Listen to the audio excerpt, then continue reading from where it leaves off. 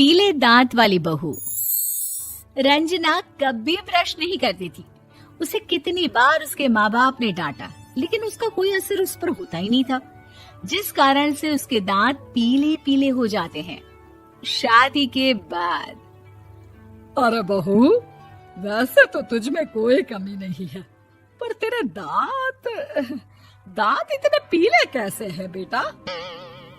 कैसे मतलब? कोई सर्जरी थोड़ी ना कराइए। वो तो क्या नाम, मैं ब्रश नहीं करती थी तो पीले हो गए। अब क्या करूं? आप कहें तो लाल करवा लूं या फिर काले? यार ये क्या है, क्यों माँ से लड़ रही हो? लड़ रही हूँ? अरे मैं लड़ रही हूँ या ये बोल रही है कि दांत पीले हैं, पीले। अरे तपस्या थोड़ी ना की है इन्हें पीले करने के लिए। बकायदा ब्रश नहीं किया है 20 साल तक, तब जाकर। छी, कैसी बात कर रही हो? ये उस वक्त तो पीले नहीं थे जब हम लोग तुम्हें देखने आए थे। अरे तब साफ करवा लिया होगा डेंटिस्ट के पास जाकर। अब देखो कैसे पीले पीले लग रहे हैं। रंजना सास की तरफ गुस्से से देखती है। फिर शुरू हो गई पीले पीले पीले। अरे पीले तो तब भी थे जब मेरे हाथ का रसगुल्ला उड़ा उड़ा कर खा रही थी और बोल रही थी, लड़की नहीं गुणों का खजाना दे रहे भाई साहब आप। खैर, अब वो लोग करते भी तो क्या करते, पीले दांत वाली बहू पल्ले पड़ी थी तो झेलना तो था ही। एक दिन कीर्तन में रंजना गाना गा रही थी। अरे कमला बहन, माँ का द्वार है, यहाँ तो सब शुद्ध होकर आते हैं, फिर अपनी बहू को ब्रश भी नहीं करवाती तुम। दूर से पीले पीले दांत भक्ति में बाधा उत्पन्न कर रहा है। अरे कोई 2 साल के बच्चे थोड़ी ना लेकर आई हूँ मैं बहू बनाकर। अच्छी खासी लड़की है, अरे कैसे करवाऊं ब्रश? ये तो उसे खुद करना चाहिए ना। अब माँ बाप तो इसके जैसे तैसे निपटा दिए, ये नहीं सोचा कि सास कैसे संभालेगी। सास बहू को लेकर घर आ जाती है, लेकिन सोच लेती है कि अब इसे लेकर कहीं नहीं जाएगी। अगले रोज बहू कहती है, अरे क्या हो गया, मंदिर नहीं जाना क्या? कीर्तन का वक्त हो रहा है। मेरी मधुर वाणी से कान्हा जी जागते हैं और सोते हैं। आप तो जानती है ना उनकी भक्ति में कितना मन लगता है मेरा। वो क्या है ना, तबीयत ठीक नहीं लग रही है मेरी, आराम करूंगी मैं। तबीयत ठीक नहीं लग रही? अभी तो मिथुन के गाने पर नाच रही थी आप, और अब बोल रही है कि तबीयत ठीक नहीं लग रही। अरे भक्ति में मन लगा लो सासू माँ, ऊपर जाना है, क्या मुंह दिखाओगी आप? हाँ? सास को बहू की बात पर गुस्सा आ जाता है। मैं क्या मुंह दिखाऊंगी, इसकी चिंता तो ना कर, समझी? अपने मुंह की चिंता कर, जो ये पीले पीले दांत लेकर हर जगह पहुंच जाती है। पता है लोग कितना मजाक बनाते हैं। ना जी ना, मैं नहीं जाना कहीं तेरे साथ। तो ये बात है। कोई ना, मत जाओ, मैं अपने कमरे में ही बैठकर भक्ति कर लूंगी। ऊपर वाला दांत थोड़ी ना देखता है, मन देखता है, भावना देखता है। और अरे बस बस, तू सब कुछ दिखा, बस ये सफेद चमकदार दांत ना दिखाना किसी को, है? जा यहाँ से। बहू को सास की बात का कोई फर्क नहीं पड़ता, वो तो जैसी थी वैसी ही रह जाती है।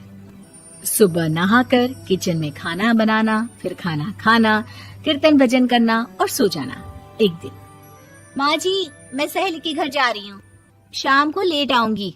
हाँ हाँ तो जाना, मैंने कौन सा तेरी आरती करनी है घर पर बैठकर। रंजना सहेली के घर जाती है, जहाँ वो पार्टी में जाने की तैयारी कर रही होती है। अरे शिखा, कहाँ जाने की तैयारी कर रही है? मैं गलत वक्त पर आ गई क्या? अरे नहीं यार, उल्टा सही वक्त पर आ गया।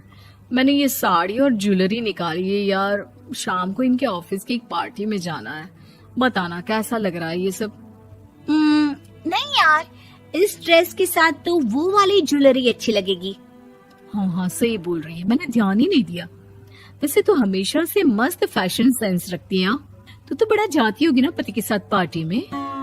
रंजना कुछ नहीं बोलती, बस सोचती है कि यार काश ये बात सही हो जाती, पर मैं क्यों नहीं जाती पार्टी में? क्या इन लोगों की कोई पार्टी होती नहीं होगी? रंजना घर आती है और रात में पति से सवाल करती है, एक बात बताइए, आप मुझे किसी पार्टी में क्यों नहीं ले जाते? क्या आपके यहाँ ऑफिस में पार्टी नहीं होती? पति बेचारा क्या कहता कि दांत पीले हैं तुम्हारे इसलिए। अरे कोई पार्टी होती नहीं हम लोगों के ऑफिस में, तो कहाँ से लेकर जाऊं? और मार्केट, मॉल, कहीं वीकेंड घूमना, कहीं तो। अरे यार, सारे हफ्ते में एक छुट्टी मिलती है, तो सोचता हूँ कि आराम ही कर लूं। क्यों? रंजना मन मार के रह जाती है। पहले कभी सास के साथ मंदिर जाया करती थी, लेकिन वो भी सास ने ले जाना बंद कर दिया। घर बैठी बैठी रंजना बोर हो जाती है। तभी उसे आइडिया आता है और वो मायके जाने का सोचती है। सासू माँ, 2 दिनों के लिए मम्मी के घर जा रही हूँ। अच्छा ठीक है, आराम से जा। और हाँ, माँ से कुछ अच्छी आदत सीख कर आना कि कैसे शरीर के हर भाग की तरह दांतों की सफाई भी जरूरी होती है, समझी? शुरू हो गई ना आप। वो लोग आपकी तरह नहीं है कि छोटी छोटी बात का बतंगड़ बना दे। उन लोगों के लिए मैं मायने रखती हूँ, ना कि मेरे पीले पीले दांत। रंजना माँ को बिना बताए उन लोगों को सरप्राइज देती है, लेकिन जैसे ही वो दरवाजे पर पहुँचती है, अंदर देखती है कि घर वाले कहीं जा रहे होते हैं। अब माँ, काश रंजना दीदी के दांतों वाली प्रॉब्लम नहीं होती, तो वो भी हम लोगों के साथ चलती ना बुआ जी की बेटी की शादी में। हाँ बेटा, लेकिन अब उसे कौन समझाए कि उसको उसके पीले दांत नहीं दिखते, लेकिन उसके आसपास के लोगों को कितना एम्बैरेसिंग फील कराते हैं।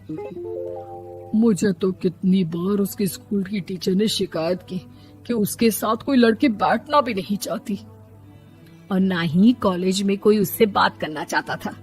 लेकिन पता नहीं क्यों उसे ये बात समझ में ही नहीं आती। कोई कमी नहीं है उस लड़की में, बस यही कि दांत पीले हैं। वो तो भला हो जीजाजी और उनकी माँ का, जो दीदी को जैसी है वैसे ही रखा हुआ है। रंजना को अपने घर वालों की बात सुनकर बहुत दुख होता है। वो सोचती है कि वो क्या करे, लेकिन फिर वो सीधा डेंटिस्ट के पास जाती है, अपने दांत चमकाती है और कसम खाती है कि वो रोज ब्रश करेगी। अरे क्या हो गया? तुम तो 2 दिनों के लिए गई थी ना, पर कोई ना, अच्छा है, चलो आ गई तो। रंजना सास के सामने आकर खड़ी हो जाती है और पूरी स्माइल करती है, उसके चमकदार दांतों को दिखाती हुई। चले मंदिर। माँ, मुझे माफ कर दीजिए, मैंने आप लोगों को बहुत एम्बैरेसिंग फील करवाया। मैं आज से रोज ब्रश करूंगी।